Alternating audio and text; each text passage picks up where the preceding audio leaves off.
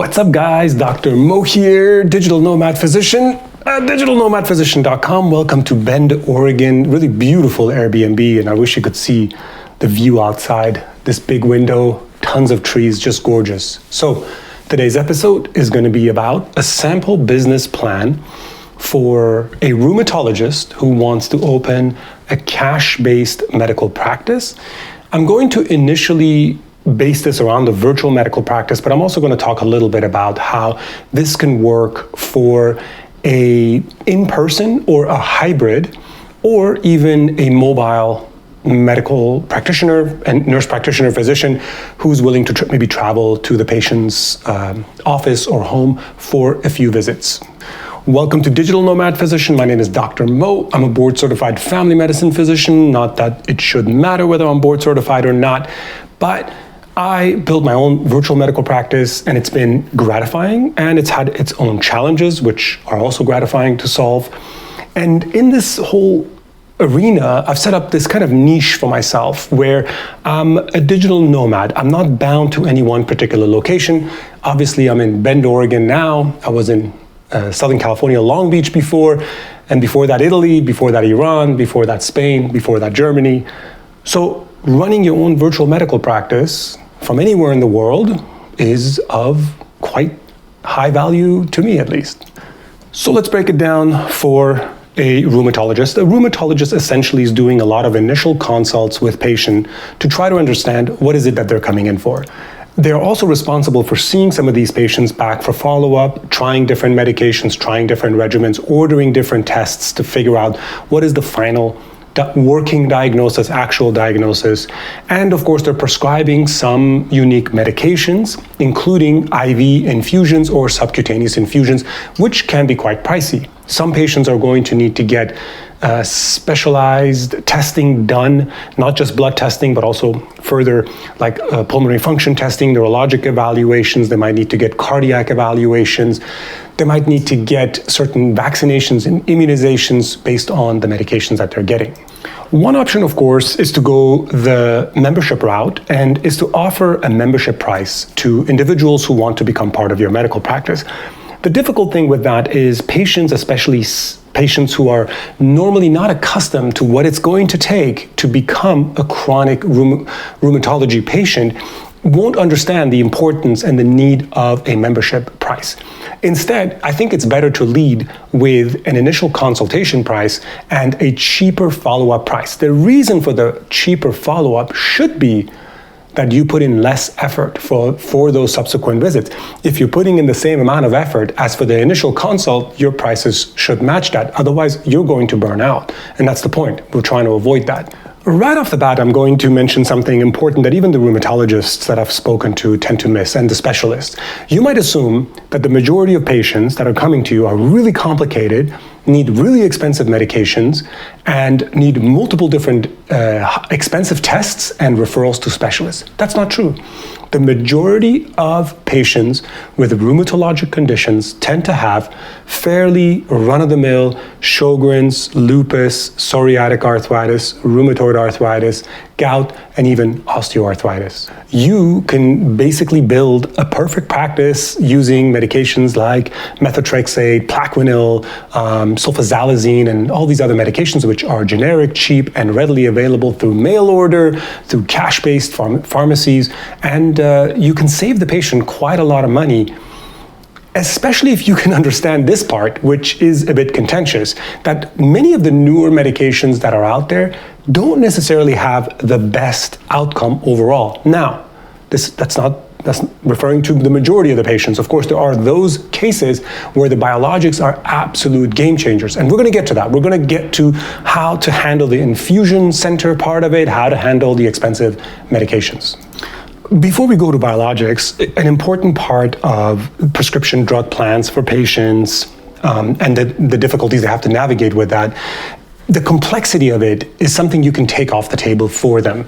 So in a practice, in a medical practice where medication prescribing is very intense in a specialty like rheumatology, which is very different than gastroenterology, but very similar to family medicine practice where we do prescribe quite a lot of medications and manage a lot of chronic conditions, you can build that price into a membership model in the future, building on top of your cash-based initial consult and follow-up consult. And so the umbrella option for the patient would be they pay one monthly fee or they pay an annual fee, $500, $1,000 a month, a year, whatever. Again, the math has to make sense, which we'll get into.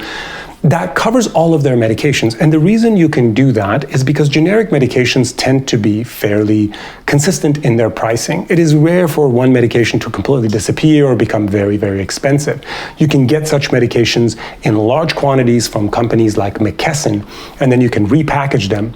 And there are also drug reseller programs that you can become a part of. They'll ship you the boxes. You essentially have a printer, label the little packages, and you can sell that to the patient. And though you would be making a profit off of the medication, there's absolutely nothing wrong with that. You're the one taking on the risk or the headache of ordering all these medications in bulk and selling it to your patients at a discount. It is not illegal. When it comes to the infusions, the IVs, the injectables, of course, if you're comfortable having a space set up in a physical practice where you do your own infusions, great. If you don't, I do recommend becoming part of another rheumatology practice, maybe a larger rheumatology practice, or even trying to negotiate a contract with an infusion center, a cash-based surgery center that sometimes do have infusion centers associated with them. Alternatively, you can contact GPOs, which are group purchasing organizations, and they essentially provide all of the large bulk orders of infusion medications to surgery centers, hospitals, private practice rheumatologists, gastroenterologists. So one name that I wrote down was Beacon MD, and then of course MPPG is pretty big as well. And these are good groups to become part of because you can become part of their network, essentially sending your patients to those places where patients are going to get a discount anyway, even if they pay cash. Now, before we go there, remember that even though you're a cash-based rheumatology practice, you may not only get people who don't have insurance. In fact, you're probably going to get the majority of your patients coming to you because they're dissatisfied with their rheumatologist that's in the insurance network. They want to see somebody independently. They want to get a proper opinion without the bias of prescribing medications. And of course, in a recent podcast episode, I talked about the really sad way that a lot of private practice insurance-based companies these days make money off of the kickback from GPOs. So essentially forcing the patient into a more expensive drug only because they can get hundreds of thousands of dollars of profit. So that's something we want to avoid. And that's something that you can tell your patient that you're going to help them avoid. The other points I've written down here is whenever you can pick biosimilars that are generic, that are less expensive, that's always a big help. But of course, I understand that may not be an option. There are a lot of manufacturer rebates, essentially, basically their patient assistance program that manufacturers offer. And finally, there are specialty pharmacies that will drop the medication to your physical practice or to the infusion center where you send the patient, but the patient pays that pharmacy directly, and these are not obviously standard CVS, Walmart pharmacies. So those are also pretty easy accounts to set up. I will add that for some of you who are really interested in this space, you might benefit from considering a standalone cash-based infusion center. Now, this might make sense for you if you're in a place like Houston, if you're in Los Angeles, if you're in Florida, if you're in other parts of Texas and Arizona.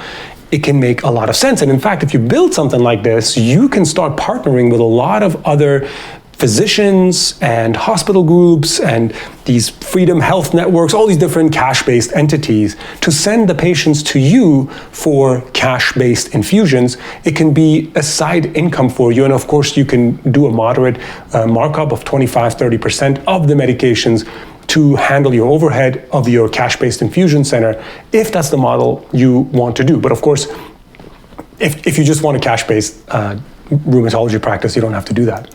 So now let's talk about pricing. What kind of pricing models can you do? So there's a couple of ways to make it simple. Of course, always whenever you can provide the patient with a super bill so that they can submit it to their insurance if they have insurance. If you want to do that, of course, you don't have to. I had to turn on the light. It's getting dark over here in Bend, Oregon, already at 4 p.m. So you can do your initial cash visit. You don't have to charge a lot of money. So you can do your initial consultation for about $250, let's say. Now, in certain areas, Los Angeles, Florida, maybe places where people have more money, you can consider going to $350, $500 for your initial consultation, especially if you believe that the service you're offering is impeccable. Your follow-up visit, if it's $250, can be $125, it can be $175, $150. And essentially, your initial consult should be the hour, should be the amount of time that you think you need to spend with the patient. Your follow-up could be as simple as 30 minutes. For an infusion or injection, you can charge somewhere around $100 to $110, and you can do a pass-through of the cost of the medication. So you say, hey, this is the medication I'm going to infuse for you, this is the exact cost that I paid. Or, of course, if you prefer, you can do a markup of 20 to 25%, which is fairly fair. So now that we maybe went over some of the basics, let's zoom out and talk about why your cash-based rheumatology practice is probably very highly desirable to the patient compared to the insurance-based model. So one of the things is you offer a rapid diagnosis. You can sit down with a patient, tell them, is their elevated ANA a real cause for concern or not? Do they have an overlapping syndrome of one thing over another? And because you're charging for each hour of your consultation, it is worthwhile for you to spend the time with the patient. It's different than the insurance model, which often is more rapid and a little bit less personal. The patient sees one rheumatologist, then they go for follow-up, they see a PA, then they see a different rheumatologist, and it can become quite frustrating for a lot of patients.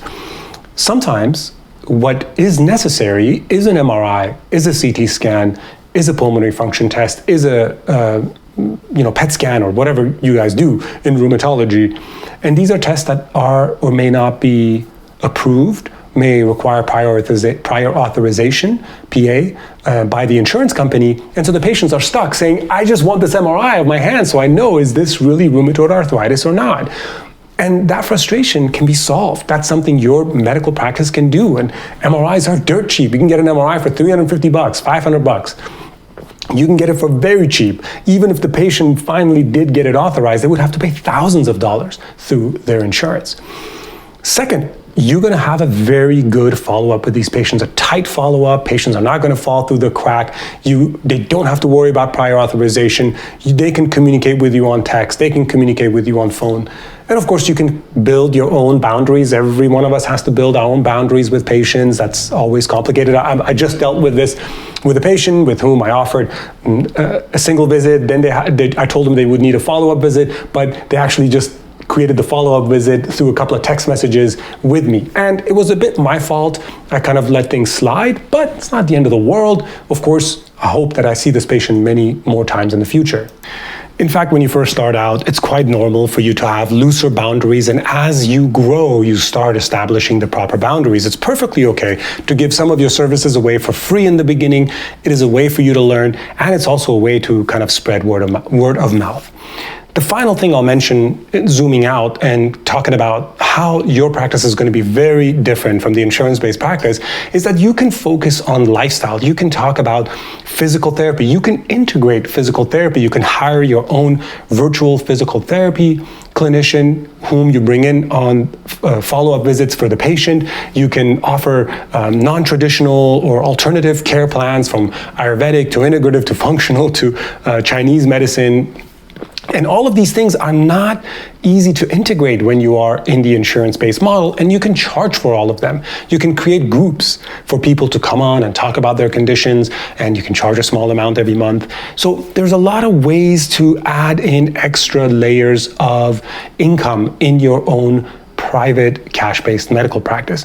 So the other part I'll talk about is if you do decide to do a physical practice, number one, you can take a virtual practice and you can physicalize it. And that's very easy to do. You open a Google business page for it, you advertise on there, and you'll basically get a small medical practice with your name that's already established. And you can oftentimes rent a small 500 square foot space for less than $2,000 a month, $1,500 a month. I'm renting mine for $1,625 in Long Beach, in a very nice area, retail space. It's great. So you can find that space and you can create a little micro practice. And sometimes that's necessary if you just want people to be able to come in. Maybe you just want to give a few subcutaneous injection of medication. Maybe you just want to be able to do a physical exam, whatever it is that you want to do. You want to do ultrasound, whatever.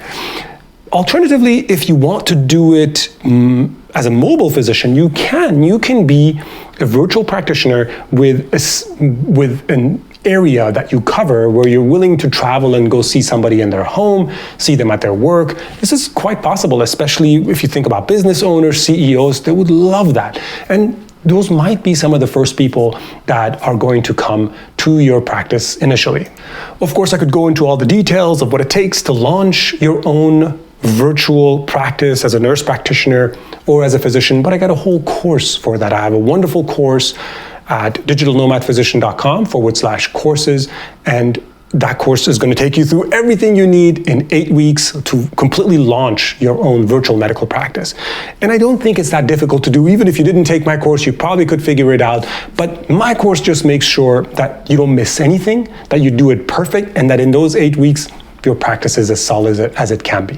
So with that in mind, leave some comments below. Tell me what medical practice you're in, what you've considered, what you're trying to build, what ideas you have. And if you're a rheumatologist, I would definitely love to hear your opinions down below.